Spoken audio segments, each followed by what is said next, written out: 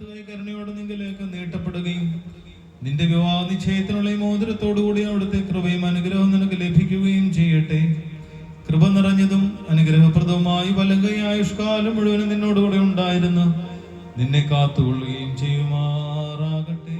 കർത്താവായ യേശു മിശിഹായുടെ അനുഗ്രഹപൂർണമായ വലങ്കൈ അദൃശ്യമായി നിങ്കലേക്ക് നീട്ടപ്പെടുകയും വിശുദ്ധ സ്നേഹന്മാരിൽ നിന്ന് പോലെ ആചാര്യന്മാരുടെ കൈകളിൽ നിന്ന് നിന്റെ വിവാഹ നിശ്ചയത്തിനുള്ള ഈ മോതിരം നീ പ്രാപിക്കുകയും ചെയ്യട്ടെ.